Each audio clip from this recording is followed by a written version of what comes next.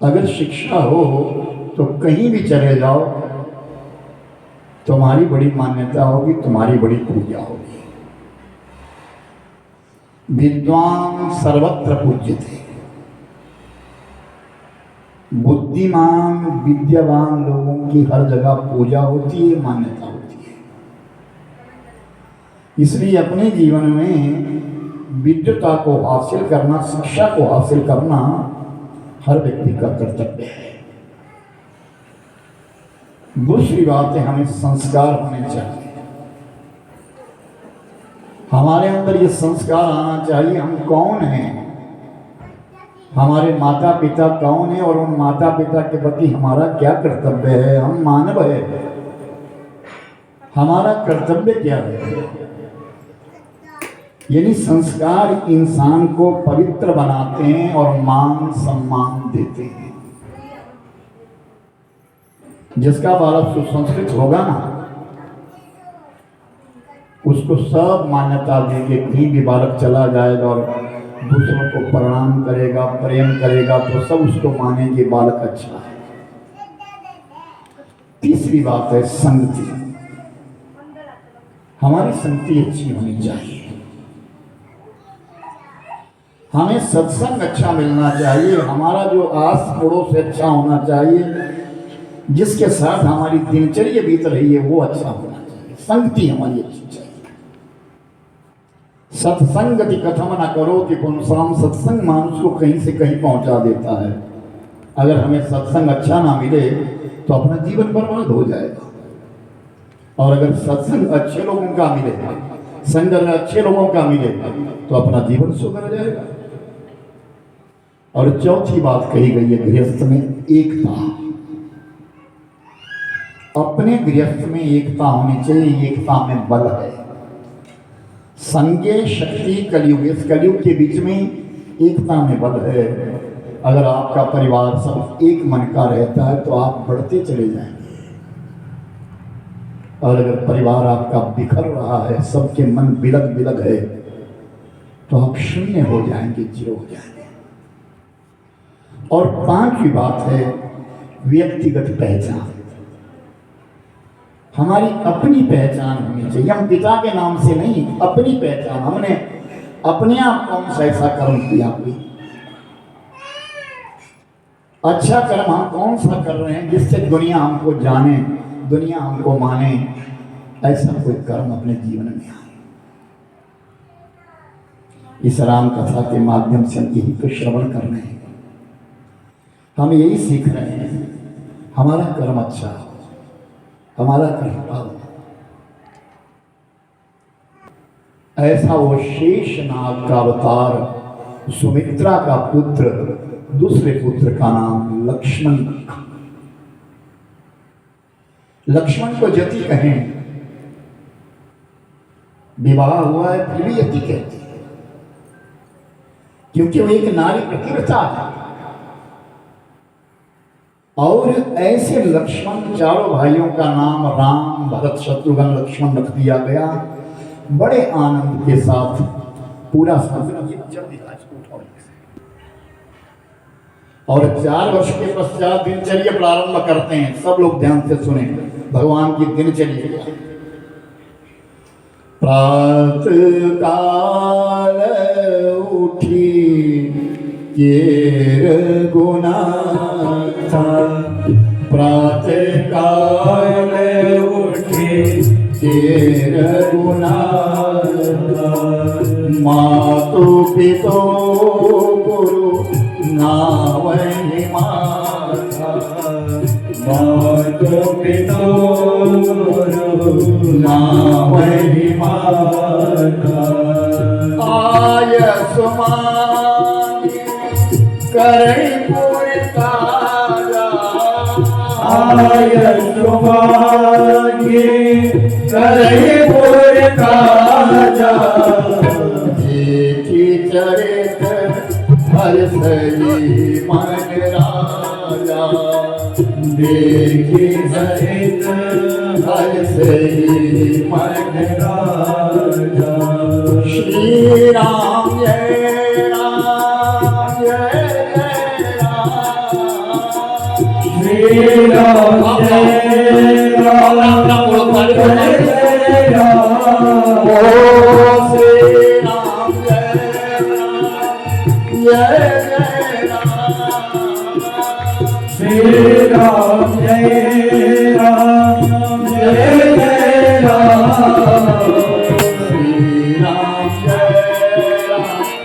जय जय राम श्री राम जय जय राम प्रातःकाल तेरे गुनाथा प्रातःकाल उठी के रघुनाथ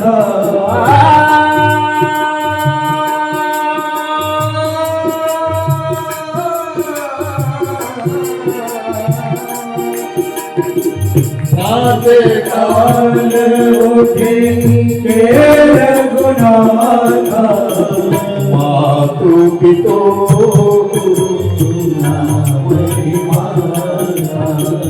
मातु पितो सब ध्यान देना। यहाँ से दिनचर्या प्रारंभ होती भगवान राम की। और अब आप विचार करना कि आपके बच्चे कैसे हैं, आप कैसे हैं। प्रातः काल उठिए रघुनाथा, प्रभु परमात्मा सुबह उठते हैं, बालक सुबह उठते हैं और क्या करते हैं, अपने माता पिता के चरणों में, अपने गुरु महाराज के चरणों में प्रणाम करते हैं और पढ़ने के लिए जाते हैं, पढ़ करके आते हैं, अपने पिता के साथ सारा दिन काम करते हैं, जिसे देख देख करके राजा दशरथ भूले नहीं समाते। अब आप विचार करिए कि आपके बच्चे आपके पास सुबह प्रणाम करते हैं। राम कथा हमको यही सिखाती है, राम कथा हमारे लिए यही सिखाती है, सबसे पहला कर्म है अपने माता पिता का आशीर्वाद लेना। अब माता पिता का आशीर्वाद सबसे बड़ा आशीर्वाद है। भगवान कहते हैं कि मेरे आशीर्वाद से भी बड़ा अपने माता पिता का आशीर्वाद है। प्रातः काल उठ करके अपने माता पिता के चरण स्पर्श करना ये हमारे सनातन धर्म का परम कर्तव्य है। प्रातः काल उठिए रघुनाथ, प्रातः काल उठिए रघुनाथ, मातु पितु गुरु नाम माता, मातु पितु गुरु नाम माता, श्री राम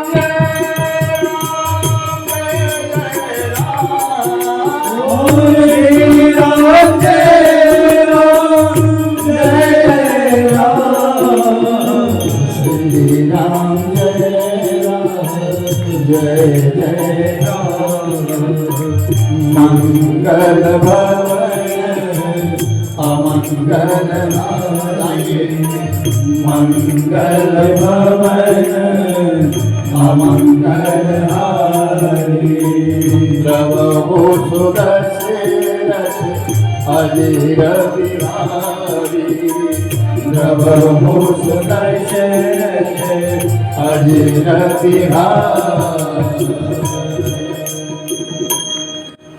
आपके आने से पंडाल सज गए। संत एक चलता फिरता तीर्थ होता है, साधु एक चलता फिरता तीर्थ है। हम तीर्थों पे जाते किस लिए? पुण्य कमाने के लिए। लेकिन कहे हैं कि संतों के पास जाकर के पुण्य तत्काल मिलता है। तीर्थों पर पुण्य मिलेगा, पता नहीं इस जन्म में मिलेगा, अगले जन्म में मिलेगा, कब मिलेगा, कब ना मिलेगा। लेकिन संतों का दर्शन करके तत्काल पुण्य मिलता है। उनके बैठने के आचरण से और उनकी शिक्षा दीक्षा के द्वारा पुण्य तत्काल मिलता है। इसलिए तो संतों को महान मनता भी तो मैंने कहा, अरे चनेटी निवासियों अहो भाग्य है आपका, अहो भाग्य है आपके यहाँ कोई साधु रहते हैं। अब साधु बड़े हो गए, एक ताड़क वन है, उस ताड़क वन के बीच में बहुत सारे ऋषि मुनि रहते और उनके बीच में ऋषि विश्वामित्र जी है, जिन्होंने गायत्री की परम उपासना करी। ऐसे विश्वामित्र जी रहे। और वो विश्वामित्र यज्ञ करते हैं, लोग के कल्याण के लिए, लोगों के कल्याण के लिए यज्ञ करते हैं। लेकिन जब जब भी उन्होंने यज्ञ प्रारंभ किया तो लंका के बीच में रावण को पता लग गया और रावण ने अपने तुरंत दानव भेजे और उस यज्ञ को विध्वंस कर दिया। उस यज्ञ को विध्वंस कर दिया। ना जाने कितनी बार यज्ञ प्रारंभ किया, आज 1 वर्ष हो गया, 1 वर्ष से यज्ञ नहीं किया। क्यों? इंतजार में राम बड़े होंगे, राम का आशीर्वाद आ गया, राम जी की संरक्षिता के बीच में यज्ञ प्रारंभ करूंगा। और आज विश्वामित्र अयोध्या की ओर चले आए। आज मोरे भाग जागे, आज मोरे भाग जागे। गोपचरों ने संदेश लिया, राजा दशरथ के लिए संदेश लिया, राजन कोई संत आ रहे हैं। पता चला कि संत साधारण नहीं है, विश्वामित्र आ रहे हैं। आहा, भव्य स्वागत की तैयारी करी गई। संतों के जैसे स्वागत, राजा कोई आए तो राजा जैसा स्वागत किया जाता है, साधु संत आए कोई तो साधु संत जैसा स्वागत किया जाता है। भव्य तैयारी करी गई कि आज मोरे भाग राजे राजवाल जागे, साधु आए पावना, कोई विप्र आए पावना, मेरे यहाँ कोई मेहमान आया। आज मेरे इस राज्य, मेरी इस गृह मंदिर में, मेरे महलों में, मेरी सभा के बीच में कोई साधु आया है, मेरा अहो। राजा दशरथ इंतजार कर रहे हैं। थोड़ी ही देर में विश्वामित्र आए, दंडवत प्रणाम किया, डंडे की तरह लेट करके विश्वामित्र के चरणों में प्रणाम किया। सारी सभा खड़ी हो गई। राजा दशरथ के दाहिनी छोर पे बैठे हुए हैं गुरु वशिष्ठ जी महाराज। वशिष्ठ और विश्वामित्र का आपस में भक्ति का मनस्मंद है। वो एक दूसरे को चाहते नहीं है, दोनों का आपस में टकराव है। विश्वामित्र को चाहते हैं मैं ब्रह्मर्षि हूं, और ब्रह्मा वशिष्ठ कहते तो ब्रह्मर्षि नहीं तो राजऋषि है। दोनों का इस भक्ति के ऊपर टकराव है। लेकिन आज आदर दिया है, आगतम स्वागतम सारम, जैसे आए हैं तो सार स्वागत किया है। और बाईं तरफ आसन लगाया गया, उसके ऊपर विश्वामित्र जी को बिठा दिया गया, जलपान करवाया। और तब हाथ जोड़ करके राजा दशरथ ने कहा, महाराज कहो आपका आना कैसे हुआ है, आप किस प्रकार आए, जिस हेतु में आप आए हैं, जो भी आपके आने का कारण है आप कहें मुझसे निसंकोच करके।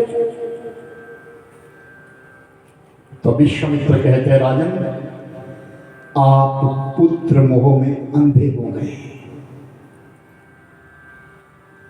आपको पुत्र मोह इतना हो गया कि तुम्हें इतना भी ध्यान नहीं रहा कि तेरी अयोध्या की सीमा को चारों तरफ से दानवों ने घेर लिया है। चारों तरफ दानवों ने घेर लिया। हम साधु संतों का रहना मुश्किल हो गया। हम सनातन धर्म के विषय में क्या करें? हम यज्ञ करना चाहते, हमारे यज्ञ में ध्वंस हो जाते। राजा दशरथ ने कहा, महाराज सच कहा आपने, इस बुढ़ापे के बीच में मेरी झोली भरी है भगवान ने। मैं 4 पुत्रों का पिता बना हूं, मोह तो मुझे होना ही था। यह आपने सत्य कहा, पर आप निश्चिंत रहिए, मैं आपका यज्ञ पूर्ण करूंगा। मैं जाऊंगा, अपनी चारों दिशाओं को सुरक्षित करूंगा। नहीं राजा, मैं आपसे कुछ मांगने आया हूं, कहो, जो भी आप कहोगे मैं दूंगा। आपके 2 पुत्र राम और लक्ष्मण मुझे दीजिए। तो राजा दशरथ को जैसे 100 बड़ा पानी का पड़ गया। ये क्या कह दिया? महाराज राम और लक्ष्मण मेरे पुत्र नहीं, मेरे प्राण हैं। मैं खुद चलूंगा, अपनी सेना को लेकर के जाऊंगा, आपका हर कार्य करवाऊंगा, लेकिन राम लक्ष्मण को मत मान। नहीं राजन, मुझे तो राम और लक्ष्मण ही चाहिए, मुझे तो केवल राम और लक्ष्मण ही चाहिए। राजा दशरथ ने कहा राम लक्ष्मण दो है गुरुवर, दो अक्षर से बनी हुई जो भी वस्तु आपको अयोध्या में लगे सब आपकी। सोना जितना हो आपका, चांदी जितना हो आपका, धन जितना हो आपका, भूमि जितनी हो आपकी, और यहां तक कि प्राण भी दो अक्षर की अगर आप मेरे प्राण भी मांगे तो दे दो, निसंकोच दे दूंगा, लेकिन राम लक्ष्मण को मत मांगो। नहीं नहीं, मेरे अंधा हो जाऊंगा। राजन, मुझे तो केवल तेरे राम और लक्ष्मण ही चाहिए। इन बातों को गुरु वशिष्ठ जी सुन रहे हैं और गुरु वशिष्ठ के मन में आया ये मेरा शिष्य है, दशरथ मेरा शिष्य है। विश्वामित्र के मन में कहीं ये बात ना आ जाए कि वशिष्ठ ने मना किया होगा कि इसके लिए कुछ देना मत। तो तुरंत वशिष्ठ ने कहा राजन जाओ, राम और लक्ष्मण को लेकर के आओ। गुरु आज्ञा, और गुरु आज्ञा जिसको मोड़ नहीं सका, क्योंकि गुरु वाणी के लिए, गुरु वाक्य के लिए मोड़ा नहीं जाता। जो गुरु कह दे वो सत्य है। राजा दशरथ उठे और मस्तक झुकाते हुए रनिवास में घुस गए। रनिवास के बीच में चले गए। जब रनिवास में गए तो कौशल्या बैठी और कौशल्या के साथ सुमित्रा के तीनों बहनें बैठी। राजा दशरथ के गए और राजा दशरथ ने जाते कहा कौशल्या, वन से एक साधु आए हैं और राम लक्ष्मण को मांग रहे हैं, उन्हें वन भेजना होगा। कौशल्या तो कौशल्या है, पहले तक धक्का लगा नहीं, मेरे बालक छोटे छोटे हैं, लेकिन नहीं, फिर याद आई कि जिस समय भगवान शंकर जी आए थे, रूप बदल करके आए थे, साधु बन करके आए थे राम दर्शन के लिए, उस दिन हाथ देख करके कह गए थे मां, एक दिन तेरे बालक को ले जाने के लिए कोई साधु आएगा और जिंदगी का बहुत बड़ा अनुभव लेकर के लौटेगा। तो तुरंत राम और लक्ष्मण को तैयार कर दिया, सुंदर गणवेश धारण करवाया और अपने पति राजा दशरथ के साथ भी किया। अति आदर लो तनया बुलाए, अति आदर लो तनया बुलाए, हृदय लाए बहु बात सिखाए, हृदय लाए बहु बात सुखाए, मेरे प्राण नाथ सुत दो, मेरे प्राण नाथ सुत दो, तुम मोनि पिता नहीं को, तुम मोनि पिता आने नहीं दो,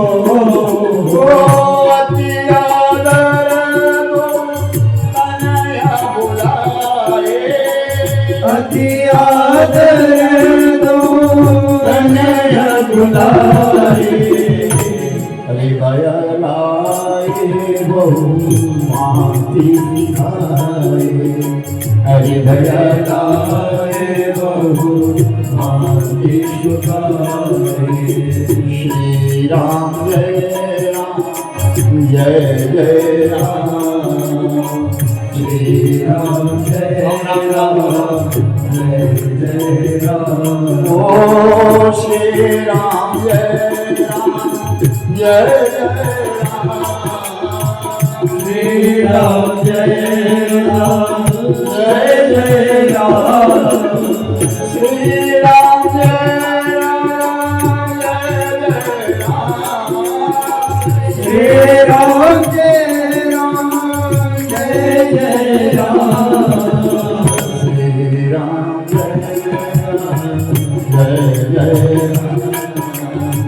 श्री राम जय राम जय राम ओ श्याम गौर सुंदर को भाई श्याम गौर सुंदर दो भाई विश्वामित्र महानिधि पाई विश्वामित्र महानिधि पाई प्रभु ब्रह्मण्य देव जाना प्रभु ब्रह्मण्य देव में जाना मोहिनित पिता सदेव भगवान मोहिनित पिता सदेव भगवान श्री राम जय राम जय जय राम श्री राम जय जय राम ओ श्री राम जय राम जय जय राम श्री राम जय राम जय जय राम श्री राम जय राम जय जय राम ओ मंगल भवन मंगल हारी मंगल भवन अमंगल हारी मंगल भवन अमंगल हारी मंगल भवन अमंगल हारी हरे मंगल भवन मंगल हारी मंगल अमंगल हारी मंगल भवन अमंगल हारी अति आदर लो तनया बोला हृदय लाए बहु भांति सिखाए राजा दशरथ जी बच्चों को लेकर क्या लाए और अपने हृदय से बारंबार लगाते हैं और फिर कहें मेरे प्राण नाथ सुध दो तुम मुनि पिता आन नहीं को आज दिन तक पिता में आज से पिता आप हैं प्रभु आज से पिता आप हैं मेरे प्राण नाथ सुध दो मेरे पुत्री नहीं ये प्राण है मेरे और ये मैं आज आपको सौंप रहा हूं इन मेरे दोनों पुत्रों को आप संभाल लीजिए श्याम गौर सुंदर दो भाई विश्वामित्र महानिधि भाई एक शाम वर्ण के जब राम को देखा और देखते राम ने चरणों में दंडवत प्रणाम किया और गौर वर्ण के जब लक्ष्मण को देखा जब लक्ष्मण ने नमन किया प्रणाम किया दंडवत प्रणाम किया विश्वामित्र महानिधि पाई खजाना पा लिया दुनिया में राम और लक्ष्मण को देखते ही ऐसा लगा मैंने दुनिया भर का खजाना पा लिया उन बच्चों को देखकर और कहें प्रभु ब्रह्मण्य देव में ध्यान लगा करके देखा ये साधारण नहीं है ये तो ब्रह्म है ये ब्रह्म है मेरे पीछे अपने पिता को छोड़कर के आज मेरे साथ जाने के लिए तैयार हुए विश्वामित्र ने गुरु वशिष्ठ की ओर नमन करते हुए कहा अच्छा महाराज आपका स्वीकार धन्यवाद सबका राम और लक्ष्मण को लेकर के गुरु विश्वामित्र जी चल पड़े अयोध्या नगरी को छोड़ करके सरजू मैया को पार करते हुए आगे चले गए। आगे ताड़क बना रहा है, एक पीपल का पेड़ है, उस पीपल के पेड़ के नीचे बैठ करके विश्राम करने लगे। राम और लक्ष्मण को विश्राम कर रहे हैं गुरु के साथ बैठ करके। विश्वामित्र गादी कन्या है, क्षत्रिय है, वो पहले राजा थे और शस्त्र विद्या में पारंगत थे, शस्त्र चलाना जानते हैं। उन्होंने अपनी भक्ति के द्वारा अपने बहुत सारे शस्त्र उस पेड़ के ऊपर छुपा करके रखे थे। आज अदृश्य भाव से सारे शस्त्र निकाले और राम और लक्ष्मण को प्रदान कर दिए। राम लक्ष्मण को दी दो विद्याएं सिखाई, बला और अति बला। बला नाम की कि तुम्हें भय ना लगे, तुम्हें कहीं भी डर ना लगे। बला नाम की विद्या दोनों को सिखाई। अति बला, तुम कितने ही दिन भूखे रह सकते हो, तुमको भोजन ना मिले ना सही, ये दो विद्याएं सिखाई। और जब आगे चले तो भयंकर आवाजें आई, डरावनी आवाजें आने लगी। तो भगवान राम ने पूछा, गुरुवर ये क्या है? चल जात मुनि दीन दिखाई, चले जात मुनि दीन दिखाई, सोनी पाड़ का क्रोध भजियाई, सोनी पाड़ का क्रोध भजियाई। ये कलिमान प्राण हर दीना,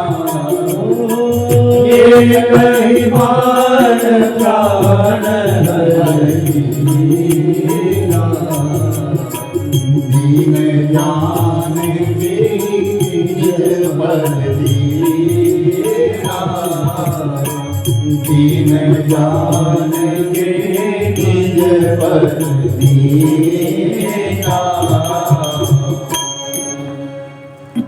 जब आगे से ऐसी आवाजें आई तो भगवान राम ने पूछा, प्रभु गुरुवर ये कौन है? ये ऐसी भयंकर आवाजें क्यों आ रही है? राम, ये ताड़का नाम की राक्षसी है। याद रखना, रावण कैसा वैज्ञानिक था, कैसा साइंटिस्ट था। याद रखना, उसने शोध किया था कि पुरुषों की अपेक्षा महिला ज्यादा चेतन होती है, पुरुषों की अपेक्षा महिला ज्यादा सशक्त होती है और चेतन होती है। उसने ताड़क वन में ताड़का को बिठाया, दंडकारण्य में शूर्पणखा को बिठाया, स्त्री को बिठाया, और लंका के दरवाजे के ऊपर लंकनी को बिठाया।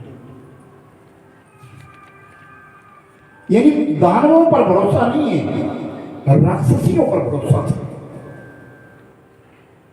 कि जब भी वन के बीच में कोई मंगल कार्य प्रारंभ हो जाए, धर्म के प्रति काम शुरू हो जाए, तो ताड़का संदेश दे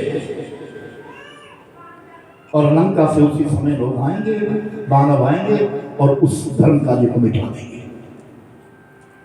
तो जैसे राम और लक्ष्मण प्रवेश करते हैं तो ताड़का को पता लगा कोई साधु आ रहे हैं, तो ताड़का चिड़ी आई और भयंकर आवाजें कर रही है। भगवान राम ने कहा, पूछा ये कौन है? ताड़का है, ये राक्षसी है। राम ने विचार किया, अपने हाथों से पहले राक्षस को नहीं, जिसने राक्षस को जन्म दिया क्यों ना उसे मार। एक ही बाण प्राण हर लीना, दीन जान तेरी निज पद दीना। एक ही बाण है। राम ने अपने तरकस से एक बाण निकाला और जाकर के ताड़का को मारा और एक ही बाण से ताड़का मार गया और निज पद दीना अपना स्थान दे दिया, जाओ तेरे लिए मुक्ति। अब आश्रम में चले गए, बहुत सारे ऋषि मुनि थे। कहने की आवश्यकता नहीं हुई विश्वामित्र के लिए कि राम तुम क्या करो। शाम को सूर्यास्त से पहले पहले भोजन प्रसादी ग्रहण करी, शयन कर दिया। प्रातःकाल गुरुदेव से पहले उठे, नदी में स्नान किया और स्वयं लक्ष्मण को संग लेकर के कहा, गुरुवर आप यज्ञ प्रारंभ करो। यज्ञ वेदिका बनी है, दक्षिण के दरवाजे के ऊपर भगवान राम खड़े हो गए और पश्चिम के दरवाजे के ऊपर लक्ष्मण को खड़ा कर दिया। बाणों को आच्छादित कर दिया, मंडप लगा दिया जिसमें बाण आच्छादित कर दिए गए और विश्वामित्र ऋषि मुनियों के साथ यज्ञ प्रारंभ करते। स्वाहा स्वाहा शब्द से सारा जंगल गूंज गया। धुआं जैसी आकाश मार्ग में गया, उसी समय लंका से 14,000 सैनिकों को लेकर के दो दानव आए, मारीच और सुबाहु। भगवान राम ने देखा कि मारीच नाम का दानव आया है, राक्षस है, मारीच की जय हो, मारीच की जय हो, ऐसा शब्द उच्चारण किया जा रहा था। अपने तर्कस से बिना फणा का बाण निकाला, अपने तर्कस से बिना फणा का बाण निकाला और वो बाण मारा। वो जाकर के मारीच को लगा, मारीच मरा नहीं, धक्का लगा मारीच को, जाकर के गिरा लंका के नीचे और उठ नहीं सका। उसके पश्चात सुबाहु आया और सुबाहु को मार दिया। सब दानव भगा दिए, चारों तरफ दानव भाग गए। यज्ञ होने लगा। यज्ञ होते होते 1 मास बीत गया। 1 महीने के पश्चात आज यज्ञ की पूर्णाहुति हुई है और अब समय आया है कि अपनी अयोध्या के लिए वापस चले, अपनी अवध के लिए हम वापस चले। ऐसा विचार कर रहे हैं, राम लक्ष्मण विचार कर रहे हैं। लेकिन उस दिन एक संयोग बना, एक संदेश वाहक आया और संदेश वाहक के हाथ में जो संदेश है, संदेश पत्रिका है, उसने विश्वामित्र को देते हुए उस पत्रिका को कहा, महाराज आप सादर आमंत्रित हैं। और विश्वामित्र ने जब वो निमंत्रण पत्र खोला तो उसमें विदेह राजा जनक का संदेश है। मेरी बेटी का स्वयंवर होने जा रहा है। जिस स्वयंवर के बीच में शर्त रखी है, मेरे पास शंकर जी का धनुष है, जो उस धनुष का चिल्ला चढ़ाएगा वो सीता का, इस जनक नंदिनी का पति कहलाएगा। आप सारा आमंत्रित हैं। विश्वामित्र ने मन ही मन में विचार किया, सीता के पति तो मेरे पास है। कथानक कहता है भगवान शंकर जी के पास सैकड़ों धनुष थे, बड़े बड़े धनुष थे। एक दिन राजा जनक शिव पूजा करने के लिए कैलाश में चले गए। शंकर जी की पूजा करी, नमन किया। भगवान शिव ने एक धनुष दिया, राजन ले जाओ, इस धनुष की पूजा करना, अपनी नगरी में रखना, इसकी खूब पूजा करना। उस धनुष को राजा जनक नहीं उठा सके। 10 हाथियों को लगाया गया। हाथी उस धनुष को खींचते खींचते जनकपुर मिथिला में ले आए और मिथिला नगरी के बीच में वो धनुष रख दिया, जहां नित्य प्रति सुनैना राजा जनक की पत्नी गोबर का उपलेपन करती है और राजा जनक जाते हैं। राजा जनक जाकर के उस धनुष की पूजा करते हैं। याद रखना, पूजा करने के लिए स्थान का पवित्र होना अनिवार्य है। सबके घर पक्के हो गए हैं, गोबर लगाएं तो कहाँ लगाएं, और गोबर से तो दुर्गंध आती है। गोबर कितना पवित्र है, विचार करिएगा। इस पूरे जगत के बीच में एक ही पशुधन है जिसका मूत्र और विष्ठा दोनों पवित्र माने जाते हैं, और वो है गौ माता। गौमूत्र भी पवित्र है और गाय का गोबर भी पवित्र है, और उससे तो अमृत मानते हैं। पंचगव्य का स्नान करने के पश्चात हमारे हड्डियों में छुपा हुआ पाप भी जल करके भस्म हो जाता है, इसलिए पंचगव्य का प्राशन करवाया जाता है। गाय का गोबर, गाय का मूत्र, गाय का दूध, गाय का दही, गाय का घी, ये पंचगव्य है। पंचगव्य का प्राशन करने से, लगातार प्राशन करने से हमारे हड्डियों में छुपा हुआ पाप भी जल करके भस्म होता है। यत् तो गते गतम पापम देहि तिष्ठेत मामकः पंचगव्य प्राशनत्तर देहि हृदयवेदना, ये सूत्र है। पंचगव्य का प्राशन करने से हमारी हड्डियों में छुपा हुआ पाप भी जल करके भस्म हो जाता है। प्रभुवर,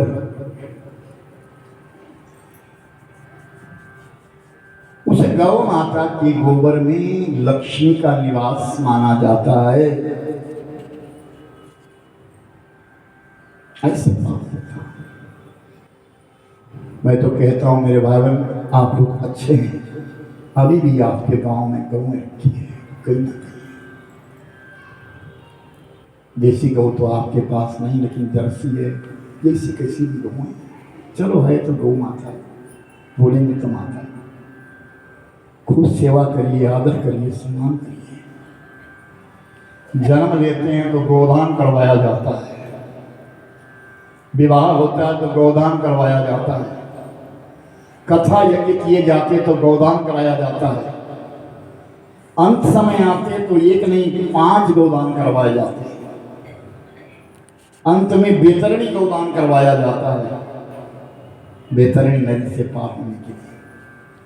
और गौ माता के रोम रोम में देवताओं का निवास माना गया, इसलिए गौ माता महान है। मां कहते हैं गौ के लिए, गौ को मां कहा जाता है। गाय के गोबर का उपलेपन किया जाता है, फिर जाकर के राजा जनक जाते हैं और पूजा करते हैं नित्य प्रति। धरती से उत्पन्न हुई सीता, जिसका नाम है जनक नंदनी, जिसको लोग विदेही कहते हैं, देह से उत्पन्न नहीं हुई, विदेही है वो। उसका परिपालन सुनैना ने बड़े अच्छे ढंग से किया है। आज वो 9 वर्ष की हुई है, तो सुनैना ने विचार किया इस बेटी को एक दिन दूसरे घर में जाना है, इस बेटी को पराये घर में जाना है, और पराये घर में जाएगी तो कुछ तो सीखेगी, तो आज क्यों ना मैं सीता को अपने साथ ले जाऊं। सीता को अपने साथ ले गई, और जहां चौका दिया जाता था, गोबर का उपलेपन किया जाता था, समझाया बेटी यहाँ गोबर का उपलेपन करना तेरा काम, आज से इस कार्य को तू करेगी, पूजा का कर्म कर, कृत्य कर, तेरे लिए पुण्य मिलेगा। श्रीमद् भागवत के बीच में कथा आती है कि जिस समय रुक्मिणी ने पत्र लिखा, भगवान से कहा मैं आपके साथ भाग करके आऊंगी, तो साथ में लिख दिया था ये मत सोचना मैं दहेज नहीं लाऊंगी, मैं दहेज लेकर के आऊंगी। क्या जब से मैंने होश संभाला है ना, मेरी माँ ने मुझे तुलसी मैया की पूजा करना बताया है। जो तुलसी मैया की पूजा करने का पुण्य है वो मैं अपने दहेज में लेकर के आऊंगी। ये सनातन कितना शुद्ध है। तुम्हारे घर घर में तुलसी है, आंगन आंगन में तुलसी है, ये बड़ा पवित्र पौधा है। और वैज्ञानिक तरीके से भी कहते हैं कि तुलसी तो रात्रि में भी ऑक्सीजन देती है, शुद्ध हवा देती है, ये औषधीय पौधा है। लेकिन इतना जरूर ध्यान रखिए, कई लोग इसको चाय में डालते हैं, चाय में मत डालिए। किसी को तुलसी का काढ़ा पीना हो विरक्त से पिए, लेकिन चाय अपवित्र वस्तु है, उसके संग में मत डालिए। ये तो अंग्रेज हमको लत दे गए कि तुम चाय पी लो, वरना भारतीय थे, चाय कौन पीता था? यहाँ तो दूध पीते थे, पेय पान, केवल दूध पिया जाता था। बोलिए सच्चिदानंद भगवान। बुढ़ापा आ रहा है, ध्यान देना सभी लोग, कुछ तो नियम ले लो। अरे चली जा, गुरु तुम्हारे कष्ट दूर नहीं करेगा, वो तुम्हें सब भोगना पड़ेगा, लेकिन गुरु का दिया हुआ जो मंत्र है वो तुमको तारेगा भी, तुम्हारे कष्टों को भी दूर करेगा। उस मंत्र का जाप करो, निरंतर करो। आप भारतीय हैं, हिंदू हैं, याद रखिए गुरु महाराज का दिया हुआ जो नाम दान है वो दिव्य है, वो दिव्य है, उसका आदर करिए, सम्मान करिए। वो तुम्हें रखने के लिए नहीं दिया है, भूलने के लिए नहीं दिया है, जपने के लिए दिया है। उसका जप कर, प्रातः काल भोर में उठ करके जप करना। दुनिया जब सोए तुम जाग जाओ, जीवन की अनुभूति लेनी है। दुनिया जब सोई हो तो जागो, देखो तुम्हारे जीवन में कैसी क्रांति आ जाएगी। सुनैना ने सीता को काम दे दिया कि तू नित्य प्रति यहाँ चौका लगाएगी, उपलेपन करेगी गौ का, गोबर का। और एक दिन की बात, संयोग सीता उपलेपन करने गई थी तो सीता ने देखा हर जगह तो गोबर लगा है, लेकिन धनुष के नीचे तो गोबर नहीं लगा है और बहुत दिन से कूड़ा पड़ा। तो सीता ने बाएं हाथ से उस धनुष को उठाया। जिस धनुष को 10 हाथी खींच करके लाए थे, सीता मैया ने बाएं हाथ से उठाया और दाहिने हाथ से उपलेपन किया और बाहर आ गई। उसी मालूम नहीं था। राजा जनक जब पूजा करने के लिए गए और जब देखा कि धनुष के नीचे तो गोबर लगा है, कौन? आज पूजा नहीं हुई, ये धनुष किसने उठाया? कौन है? सुनैना को आवाज दी, सुनैना आओ, गोबर किसने लगाया? बेटी सीता ने लगाया। सीता को बुलाया, सीता तुमने गोबर का उपलेपन तुमने किया? हाँ पिता। ये धनुष उठाया? हाँ पिता। उठाओ मेरे सामने। और दाहिने हाथ से सीता मैया उस धनुष को ऊंचा किया। राजा जनक समझ गए भाई जिसकी वस्तु है उसको मिलनी चाहिए, मैं सीता का विवाह ऐसे नहीं कर सकता। अब सीता का मुझे स्वयंवर करना होगा और स्वयंवर की बीच में शर्त भी ये करनी होगी कि जो इस धनुष का चिल्ला चढ़ाएगा, डोरी है, उस डोरी को जो बांधेगा वो सीता का पति कहलाएगा। ऐसा निर्णय लिया और चारों दिशाओं के बीच में प्रपत्र भेज दिए गए। चारों दिशाओं में कह दिया गया जो कोई भी स्वयंवर में आए, और स्वयंवर की शर्त रखी गई है कि उसमें जो धनुष रखा है उस धनुष का जो चिल्ला चढ़ाएगा वो सीता का पति कहलाएगा। और वो पत्र चारों दिशाओं में बिखर गए और आज वही पत्र विश्वामित्र के हाथों में आया है। अब विश्वामित्र विचार करने लगे सीता के पति तो मेरे पास, क्योंकि वो तो जानी जाने, तो मैं इसे लेकर के जाऊंगा, लेकिन कैसे कहूं कि स्वयंवर में जाना है? ऐसा नहीं कर सकता। हो सकता है राम मना कर दें कि पिता ने कहा था कि तुम यज्ञ करके आओ, विश्वामित्र का यज्ञ पूर्ण करके आओ, लौट करके आ जाओ। हो सकता है मना कर दे राम। ऐसा मन में विचार किया और फिर तुरंत बात बदली। राम एक वेदांती नगर का राजा है जिसका नाम है जनक। उसके यहाँ एक बहुत बड़ा यज्ञ हो रहा है, जिस यज्ञ के बीच में बड़े बड़े दानव आ रहे, बाणासुर आएगा, रावण आएगा, अनेक बड़े बड़े दानव आएंगे। मैं चाहता हूं कि जब तुम यज्ञ पूर्ण करने निकले तो उस यज्ञ को भी पूर्ण करके चलो। ठीक है गुरुवर, जैसी आज्ञा।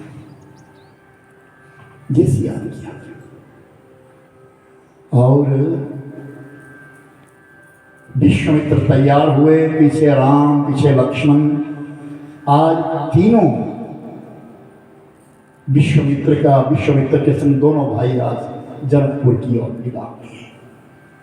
और जैसे जैसे आगे चलते चले गए, जंगल से जा रहे हैं, जनकपुर जाकर के पहुंचना है। और जनकपुर से पहले ही आकर के जंगल के बीच में क्या देखा, आश्रम एक देखा मगमान, आश्रम एक देखा मगमाही, आश्रम एक देखा मगमाई, आश्रम एक देखा मगमाही, खग मृग जीव जंतु तानाई, खग मृग जीव जंतु तानाई, पूछा मुनि शिला प्रभुदेवी, पूछा मुनि शिला प्रभुदेवी, सकल कथा मुनि गाई विशेष, सकल कथा मुनि गाई विशेष। श्री राम जय राम जय जय राम, श्री राम जय राम जय राम, श्री राम जय राम जय जय राम, श्री राम जय राम जय जय राम, आश्रम एक देखा मगमाई, आश्रम एक देखा मगमाई, श्री राम जय राम जय जय राम, श्री राम जय राम जय जय राम, ओ श्री राम जय राम जय जय राम। जब राम जय राम जय मंत्र आ जाए, श्री राम जय राम जय जय राम, श्री राम जय राम जय जय राम, ओ श्री राम जय राम जय जय राम, श्री राम जय राम जय जय राम, ओ श्री राम जय राम जय जय राम, श्री राम जय राम जय जय राम। अपनी वाणी से खूब राम राम बोले। कथा तो मैं आपको 1 घंटे में पूरी रामायण सुना दूंगा, कमेंट्री करके ये हुआ ये हुआ ये हुआ ये हुआ ये हुआ। मैं चाहता हूं कि जब मैं यहां आया हूं तो तुम लोगों से कुछ पाठ करवा दो, कुछ राम नाम कहलवा। कथा तो मैंने पहले भी सुनाई, राम कथा एक बार नहीं कई बार हुई है, लेकिन कुछ कर लो। कहते हैं ना कि कथा पल्ला बिछा करके सुननी चाहिए, और जाते जाते गांठ बांध ली फिर गए। क्यों? कि जो हमें सुनाया जा रहा है उस रस को हम पी रहे हैं। खग मृग जीव जंतु तानाई,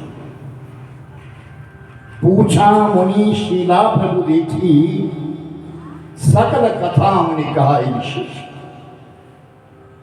रास्ते में एक आश्रम मिला, लेकिन कैसा आश्रम है? खग मृग जीव जंतु तानाई, वहां कोई पक्षी नहीं है, कोई पशु नहीं है, कोई इंसान नहीं है, कोई जीव नहीं है। बना बड़ा सुंदर आश्रम है, फुलवाड़ी लगी है, चारों तरफ फूल खिले हैं, नाना प्रकार के पुष्प खिले हैं, लेकिन वहां रहने वाला कोई भी। हाँ, आंगन में एक विचित्र बात देखी। क्या? एक शिला, एक पत्थर पड़ा, उस पत्थर में नारी का रूप है, उस पत्थर में नारी का रूप है। तो उस नारी रूप को देख करके भगवान राम ने विश्वामित्र ने पूछा, गुरुवर ये कौन है? सकल कथा मैंने कहा विशेषी, स्वयं जानने वाले जानी जान भगवान राम आज पूछ रहे हैं लोक कल्याण के लिए। तो विश्वामित्र मन ही मन में हंसे, प्रभु सब जानते हो फिर भी पूछते हो तो सुनो। ये अहिल्या है, ब्रह्मा की पुत्री है अहिल्या। जब इसने जन्म लिया तो बहुत सुंदर कन्या, बहुत सुंदर कन्या थी। इसका परिपालन करने के लिए विचार करने लगे, इसका परिपालन कौन करेगा। नर्मदा नदी के किनारे रहने वाले गौतम ऋषि महाराज को ही आज्ञा दी गई, इस कन्या का पालन करो। और जब वो कन्या अपनी होश हवास में हुई तो उस कन्या को लेकर के गौतम ऋषि ब्रह्मा के पास चले गए। 5 वर्ष ब्रह्मा के यहाँ रही और ब्रह्मा ने विचार किया अब इस कन्या का मुझे विवाह करना चाहिए। तो सब देवताओं की ओर दृष्टि डाली। कामुक देवता देवराज इंद्र, उस इंद्र ने विचार किया कि ये मुझे मिल जाए, मैं इसको भोगूंगा क्योंकि बहुत सुंदर है। बहुत सारे ऋषि मुनियों को देखा ब्रह्मा ने, अंत में निर्णय लिया कि गौतम ऋषि से महान कोई नहीं है, निर्मल ऋषि है, पावन ऋषि है, साधक है। और अपनी कन्या का विवाह गौतम ऋषि से कर दिया। गौतम ऋषि अहिल्या को लेकर के चले आए, नदी के किनारे रह रहे हैं, भगवान का भजन करते बड़े आनंद से जीवन बीत रहा है। देवलोक का वासी वो इंद्र प्रतीक्षा में है, कब जाऊं, कब जाकर के उस अहिल्या को भोगूं, उसके सौंदर्य के ऊपर वो खो गए। कई वर्ष के पश्चात की बात है। आज देवराज इंद्र ने चंद्रमा से कहा, चंद्रमा उस समय पूर्ण आते थे, प्रातः काल ठीक 4 बजे चंद्रमा आएंगे आकाश में, पूर्ण रूप से आया करते थे। प्रातः काल 4 बजे होती ही सुबह कब थी, ब्रह्म मुहूर्त तभी प्रारंभ हुआ चंद्रमा जब निकलेगी, ये नियम था, क्रम था। तो आज चंद्रमा से कहा, सोम अब तुम्हें मेरा काम करना। क्या? धरती पर जाओ, पता करो अहिल्या अकेली कब होती है।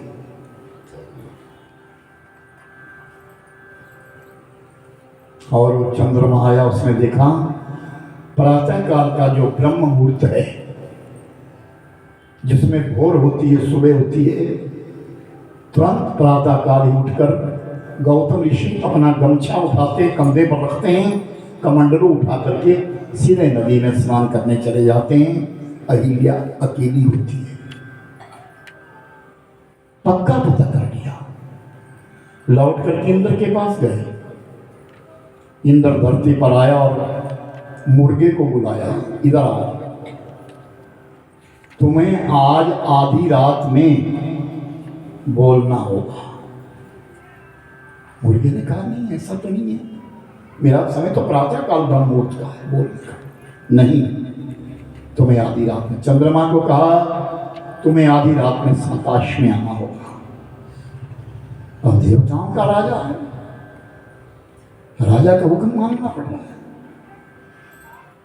और इंद्र ने गौतम ऋषि का रूप धारण कर लिया। आधी रात्रि में चंद्रमा आया और मुर्गे ने बांग दे दी, बड़े जोर से पुकार करी, गौतम ऋषि की निद्रा टूट गई। ऋषिवर गौतम जी उठे, अपना गमछा उठाया और कंधे के ऊपर रखा, कमंडलू उठा करके नदी में स्नान करने के लिए चले गए। और इधर इंद्र आया और इंद्र ने अहिल्या को भोग दिया, गौतम का रूप धारण करके। और जैसे ही अपना गमछा उस नदी के बीच में डाला, नर्मदा की नदी के बीच में डाला, उसी समय मां खड़ी हो गई। कौन है? मैं नंगन अवस्था के बीच में सुप्त हूं, कौन है? और कृत्य सच कहते कि रात्रि को 11:30 बजे से पहले, प्रातः काल 3:30 बजे से पहले किसी भी नदी तालाब के ऊपर स्नान नहीं करते, वो सुप्त जाते हैं। केवल कुंभ और ग्रहण के समय नदियां जागृत रहती है, अन्यथा रात्रि में 11:30 बजे के बाद और प्रातः काल 3:30 बजे से पहले 2 बात हर व्यक्ति को मना की गई है, नहाना और खाना। नहाना और खाना रात को 11:30 बजे के बाद नहीं खाया जाता। प्रातः काल 3:30 से पहले कोई चीज खाई नहीं जाती, मना किया गया। ये शास्त्रीय कर्म है, ऋषि मर्यादा। मोबाइल बंद, हरिओम, और गौतम ऋषि के लिए कहा, मैं नंगन अवस्था में हूं, मुझे स्पर्श करने वाला कौन है? मां मैं तेरा गौतम, लौट करके जा, तेरी पत्नी को भोग रहा है, तेरी पत्नी को कोई भोग रहा है। और गौतम ने चंद्रमा की ओर देखा, श्राप दे दिया, तू कलंकित हो जा। मुर्गे को श्राप दिया, आज के पश्चात जब भी तू बिना समय से बोलेगा उस दिन तेरी मृत्यु होगी। जिस दिन मुर्गा आधी रात में बोल जाता है, समझ लेना कल उसको कोई बेचने खरीदने वाला आ जाएगा, दिख जाएगा, मर जाएगा। गौतम ऋषि लौट करके आए, बिलाव का रूप धारण करके झाड़ियों के बीच में इंद्र घुस गया। गौतम ऋषि ने श्राप दिया, कौन है तू? बाहर आ जा, तेरे शरीर में कुछ लग जाए, तेरे शरीर से रक्त और पीप निकल जाए। तो कांपता हुआ इंद्र बाहर आया, क्षमा कर लो, मैं काम आसक्त हो गया था, मेरे लिए क्षमा कर। संत हृदय नवनीत समान, साधु का हृदय नवनीत माखन की तरह होता है। माखन को भी कहते हैं कि वो पाप से पिघलता है, लेकिन संत तो दूसरे का दुख देख करके पिघल जाता है। साधु तो दूसरे का दुख देख करके पिघल जाता है। और गौतम ऋषि कहा, तुम कौन हो? बाहर आओ। इंद्र आया है, चरणों में गिर गया, कहा मैंने तुम्हारे लिए पुष्ट क्या श्राप दिया है, तेरे सहस्र छिद्र, तेरे तू सहस्राक्ष हो जाएगा, हजारों आंख। इंद्र लौट गया और अहिल्या की ओर देखा, और अहिल्या, क्या तू अपने पति की पहचान नहीं कर सकी? जाओ, पत्थर की हो जाओ, तुम इतनी निष्ठुर निकली। और अहिल्या रोने लगी, रुदन करने लगी, आपने श्राप तो मुझे दे दिया, लेकिन मेरा उद्धार कैसे होगा? राम जी के चरणारविंदों के द्वारा, राम की चरण जब तुम पर गिरे, श्री रामचंद्र कृपालु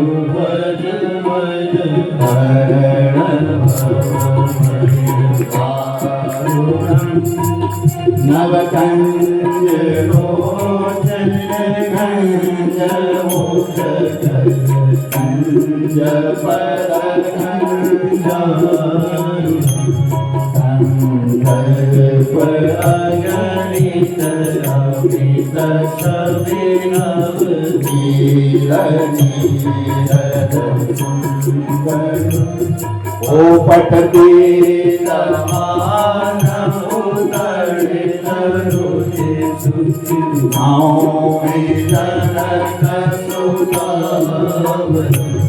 भयो दीनबंधु दीक्षितान दैत्यवंशति कंदरम रघुनंद आनंद कंदतोष नंद दशरथ नीलकूट कुंडल नीलकटानुलारु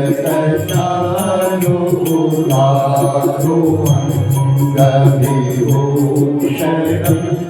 आजानु भुजगचापध संगामलित करदूषण भगति तुलसी शंकर शेष मुनि मनरंजन मम हृदय संजनि वास गुरु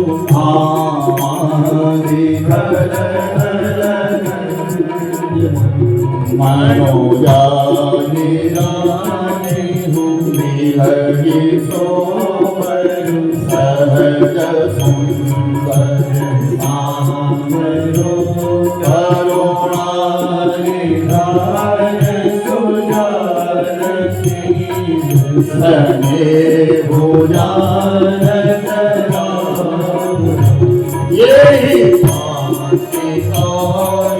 असीस सोने सही दहिया हरि तुलसी भवानी खोजे मोने मोदित मन मंदिर